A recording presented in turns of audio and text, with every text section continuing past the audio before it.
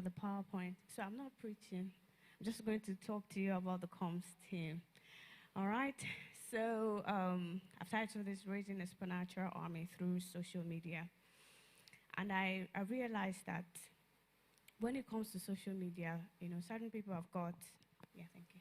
Some people have got an interesting mindset about social media. And I hope that, with a few things I'm going to share in the short time that I have with you today, that you'll be able to see social media differently. All right, people use social media for different things. And when it comes to comms, there's a lot more to communications in King's Road, London. But we're going to kind of stay with the social media part. All right, if you go to the next slide. So I'm going to be talking to you why bother at all with the communications team, and I'll share with you some results that we got from last year, and then to the things that we have decided to do, what's next, and then I'll close off this bit. All right, next slide. So why do we need a communications team? Why bother at all? I mean, you can take some time to read that, and it's important that we have a communications team so that we can, in a very organized way, share within the church and outside the church what the mandate is, what the visions, the goals of the church is. There are certain people who see things that are happening in church, members that happen in church, they see them outside of church. So we know that there's a possibility of that happening. So the job is not just to communicate to people outside church. We're also able to capture, spreading unity of purpose, sharing the goals, our focuses with church members. It says that in the last part, to convey the church's missions, values, and updates effectively. So this is why, simply put, this is why we need a communications team. Next slide, please. And so I'm just going to stay here for a bit, and this is our focus. So it's important for us. We already have a community here in church. We have people who are in teams. We have people who are in connect groups, and they are doing live through their connect groups. They're doing live through their small groups, their units in church. And it's important for us to be able to build an online community. Further down in this slide, I will show you how we are from London reaching people in not just other countries, other continents. And it's important that if we are going to raise a supernatural army, we are not just going to stay where we are. We're not just going to count on the one-on-one encounters that we have to build a supernatural army. And I'd like to say this. We've been called to raise a supernatural army, but in order for you to raise an army, you have to reach them first. This is where comms comes into play. Let me ask a question. When was the last time you physically spoke to somebody about Jesus? I know Sister Sarah spoke to led somebody to Christ on Saturday. It felt like when she shared with me, it felt like she gave me a gift. Imagine how the Father feels. Anybody, the last time you spoke to somebody about Jesus? Pastor Raya, when was that? During the week. Okay. So if you count the number of people here, what's the percentage of the number of us who've spoken physically to somebody about Jesus? It's not very impressive. But the thing is that we have channels through which you can talk to people about God. And one of those channels is social media. Like I said, I hope that by the time I'm done, you'll be able to see social media a bit differently. Now, we have a lot of agenda that's being pushed online, all right? There are a lot of communities being built online. If you go to Twitter, which is like a jungle, there are people who have not seen each other, who live in different continents, but they are driving a campaign. They're driving different types of agendas on social media. All right, and they have a huge following. So saying we want to leave the online space, because it's filled with all sorts of people. It's like saying you want to leave an entire continent to the devil. Because whether we want to admit it or not, social media is like a continent on its own. We've got different countries, different types of things going on there. So it's important for us to build an online community. It's important for us to build a community that talks. When we started off this social media campaign, we're talking to people about, you can just drop an emoji, just go and like it. We're going a bit beyond that now, and thanks to everyone who has been doing that. If you can just help me appreciate Pastor Emmy. He does that a lot. He's our pastor, and he's leading the way. If you appreciate Minister Kemi as well. She goes and engages with our content. We've got people like GT as well, although she is the 50% of the comms team, but she does that as well. We've got people like White, like Sharon, who else? Sometimes Jane, we've got people who do that. So yes, I've come to call you people out today. So just encourage them and thank them. Mr. Alajemba, you can take the applause to your wife at home. She does quite a lot. Who? You. Okay, yes, you.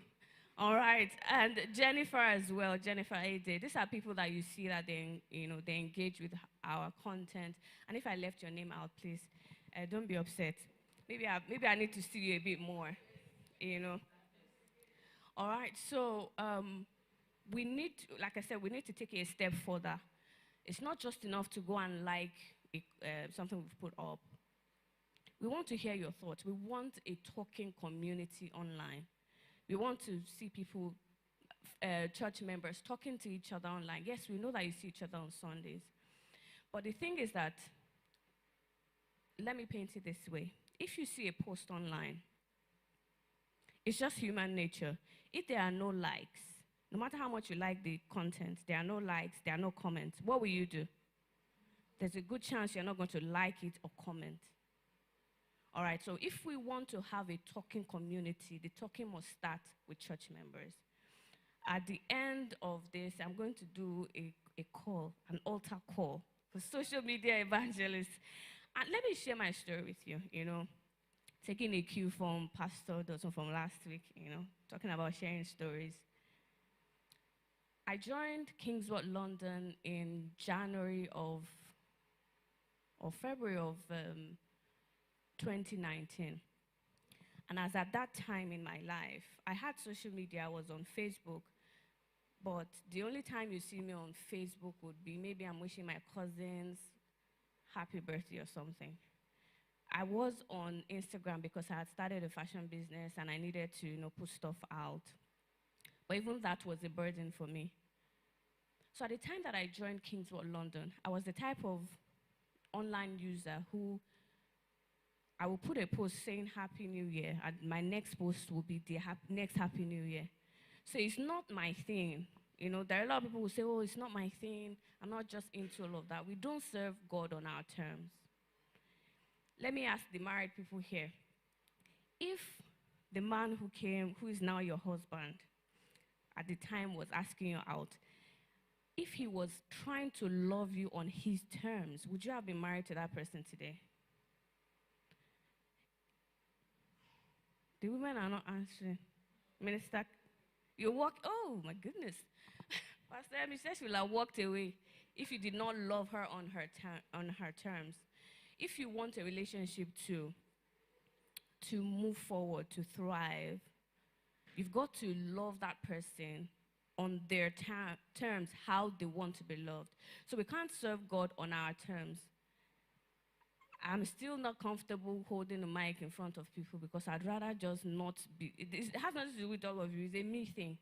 You guys are lovely people. You are not the problem.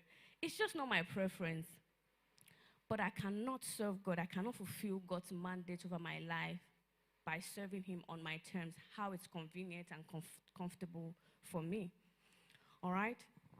So I was that type of person. So when I stand in front of you, I'm chasing you around. Some people, I chase them around with camera. When they see me coming, they turn the other way. I know all of you. Do you know somebody in this church? And the person is here.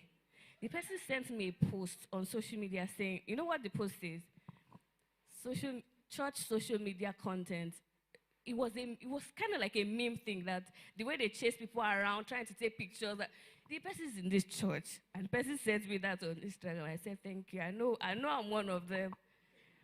It was all jokes, but there are some things that will never be your thing, but it doesn't mean that we don't do it. It doesn't mean that we don't do it. So it's important that we come together and build a talking community online. Now, there are some people who, I don't know what they look like in person, but you can see them, they're gradually becoming part of our community online, and they have to be encouraged. They have to be encouraged. When we get to the bit about the social media evangelists, we can share a bit more on how we can encourage people to be part of our online community and not sort of scare them away by going at them all at once. And we also need to, one of our focuses is to convert these people who are seeing online to physical attendance or membership. Now, there are some people who are in other continents that they may never turn up at the Graceland. But we need to get to a place where maybe for some reason, there are some people who are in places where they can't attend church, or there's just some reason why they can't be part of a local church, and they can be part of an online church. There are some people like that who are online members of Kingswood London. They give when we put up they are part of our service. For some reason or the other, why they can't be part of a local assembly somewhere else. But we don't want them to be, we want to get them out of that stealth mode, all right? And some of them who can be here, who can physically come down, get them out of that stealth mode and get them to become physical members here at the Graceland. And our focus also is spreading the message of the supernatural. As you may have noticed, every week we share some of the message from the pulpit, either in cutting part of the sermon or putting them in kind of like graphics and sharing them. And we see people, engaging with those things. We see people saving them. That on some apps, it will show you that people are saving the stuff that you're putting up. And it means that it means something to them, or it resonates with them. Our focus also is on event promotion. When we have certain meetings that are coming up, it's part of what we do to promote the event. We also do, I mentioned that earlier, how sometimes members are not aware of what's going on in church. Sometimes it's when they see it online. So we also do a little bit of member celebration as well. And then the last one is very major, which is digital outreach, where beyond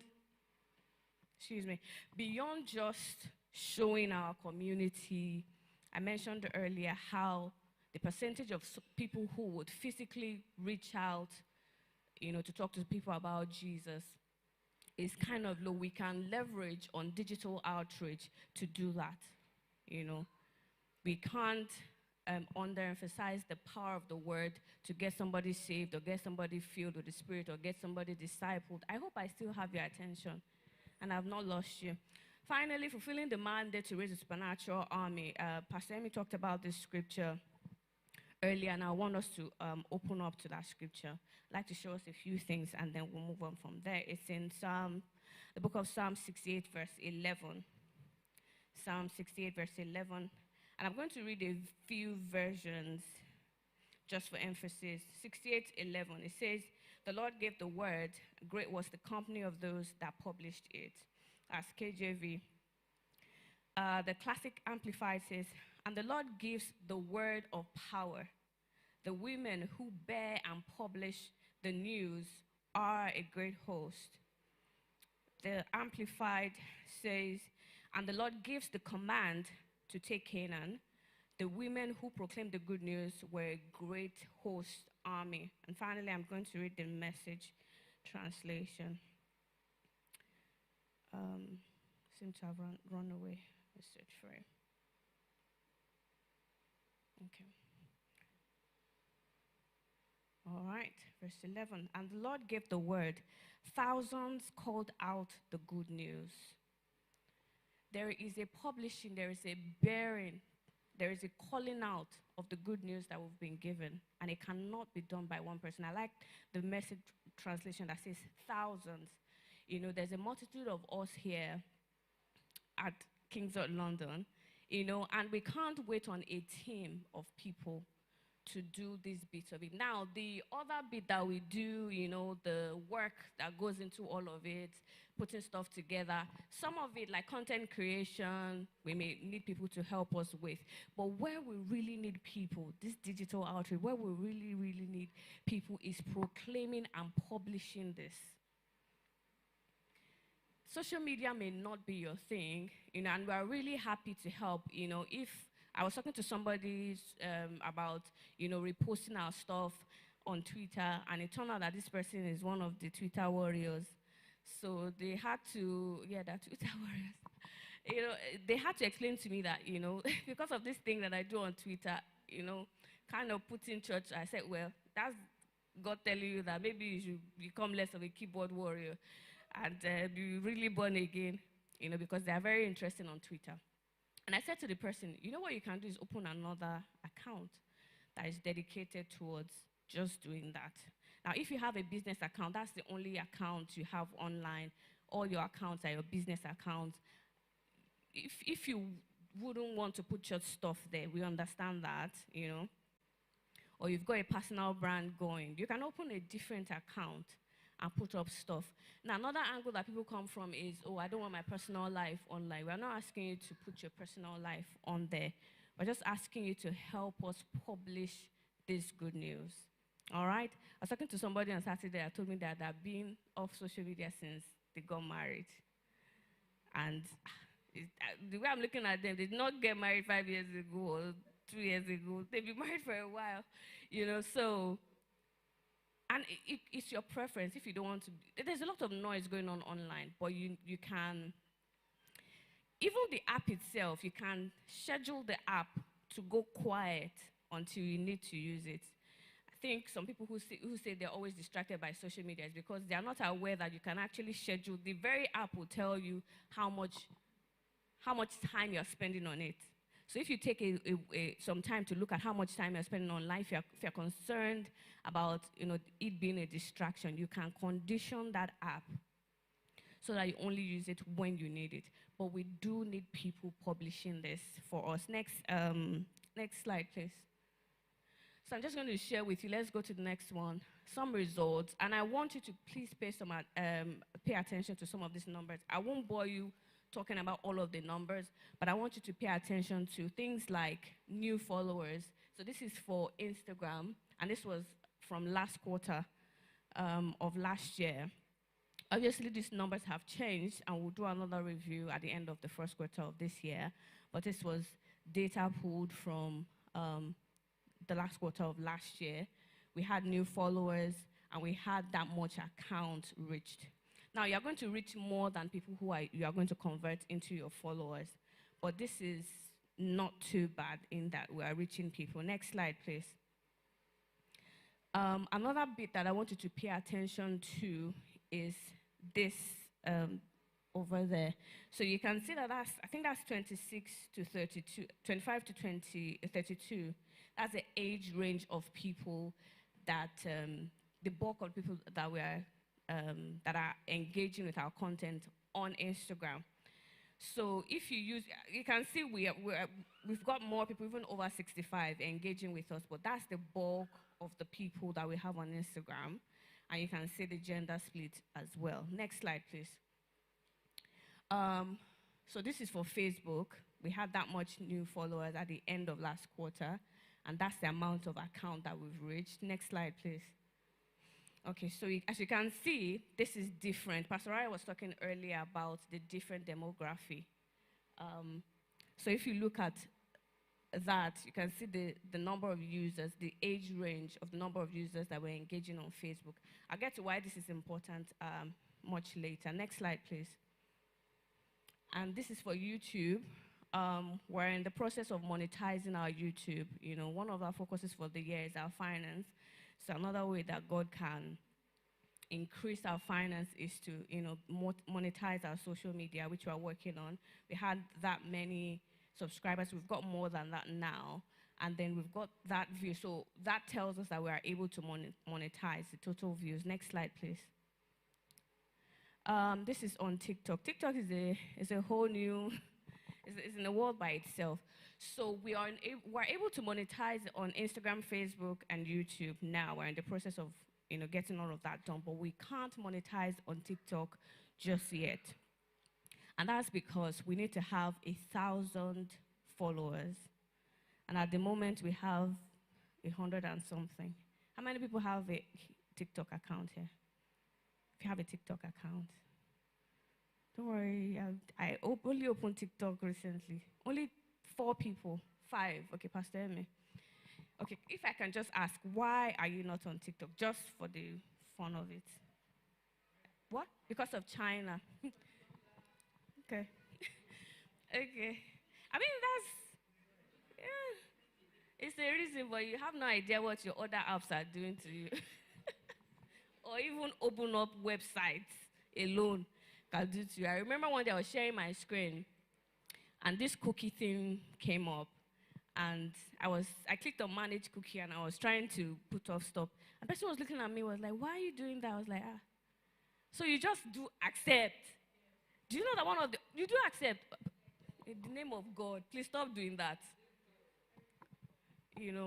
If you reject all, he has his own, there's certain things you may not be able to do, but I'm sure Minister Nicholas can educate you a bit more on stuff like that. But in case you are one of the people that click accept all, there's always one that says access device information. If you open it and you go and click on accept all, well, the Lord be with you.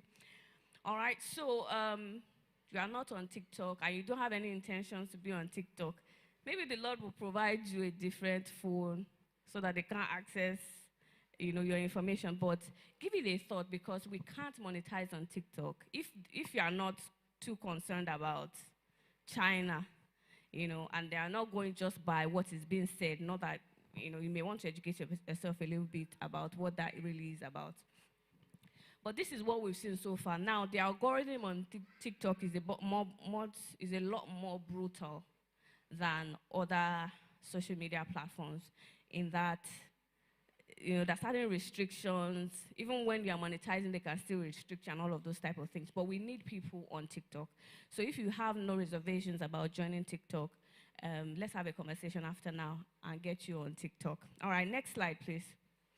So if you look at the demography here, you can see that that's a bit more widespread than the other ones. We're able to reach more people. I was sharing with GT early this morning that I was doing something on TikTok, on the church TikTok account, and I had put up a post. And before I got off TikTok, that post had seen over 1,600 people, 1,600 individual accounts had seen it. And that was in a few minutes. So what's the content of this content that I put up? It was community. It was what we were doing in church. So all the people who are always hiding their faces, running away from the camera, and all those type of things, let's have a conversation around it. That's the friendliest way that I can put it, but people are more interested, from the data that we put, people are more interested in seeing the life of the church, in seeing what's going on in the church, in seeing what you're doing in church. And Jute helped us. Please help me appreciate Jute. She's used her talents for the comms team. And we can see that we put certain data. I couldn't put it up here, and we could see that the content that are doing well are the ones where people can see what's going on in church. And so there's going to be a bit more demand on us to participate in such things. I know that there are people who are always happy to help us out. Sister Taiwo, the music team, they're always eager to help. Bolaji and his wife, they're always eager to help. We need that to keep, to continue. Now, talking about the demography, if you look at that demography and you sort of superimpose it on the demography of the church, it sort of includes our age range. So people are able to relate to people who are like them, people who have children, people who are married, We've got people who are kind of like students and all of that. So if they can see themselves in church, it's easier for them to join our ranks. Does that make sense? It's easier for people to join our ranks that way. They can see that there are married people here, there are people with children here, there are people who look like them, you know. Next slide, please. Media, have you forgotten about me? That's not my next slide, though. Give me my next slide. Thank you. All right, so I was just going to share this. So Dolapo, who is in the media team, found us on Instagram. And one of the things that she said to me that really struck me was that one of the things that made her come to church, come to the Graceland, was that despite the fact that we stream our service, we take time to share things in the church, things that were said in the church, teachings in the church, and put them up during the week so that other people can partake of it. So these things work. The reason I'm sharing that is, and we have more people who, who fall in that line. These things work. Next slide, please. They work. So I want to encourage you to help us on this journey. Next slide, please. So this is our goal for now, to increase our online presence, to increase attendance, to strengthen the community, enhance the sense of community both online and offline, and to monetize our online channels. So that's our short-term goals. I won't bore you with that, but these are the things, the general objectives that we have in the comms team. Next slide, please. I wanted to share this real quick. Please forgive my squiggly circle. When we stand here during our meetings and we're asking people to share, I heard that somebody was asking someone, how do they share? So this is how you share. We are happy to send out a lot of how-tos or best practices videos to help people do these things. So we encourage you to share the meeting links before, during, and even after the meetings. Keep sharing them, keep putting them on your next slide, please, on your social media platform. So when you click on that share, it brings you here. And it gives you a list of places you can share it to. You can copy the link and put it somewhere. You can put it on your Facebook, put it on your Twitter, put it on your WhatsApp. Next slide. Now, I couldn't put sharing of how you can share on other platforms up here because it could be a bit cumbersome and we're out of time. I'm just going to say this to encourage you. Please participate. Prayerfully ask God, how do I participate in the publishing of the word that you've given to King's Road, London? In order to raise, I said that earlier, in order to raise an army, they must first be reached. Find where you fit. If all you can do is share with us content ideas, we're happy for that. And Heaven on Earth is not just about you. It's not just about how it impacts you. It's how you can impact and influence your world. So if you are going to really walk in Heaven on Earth, prayerfully consider where you fit in God's plan. Let's do this together. And the final slide is just me closing now. Thank you very much.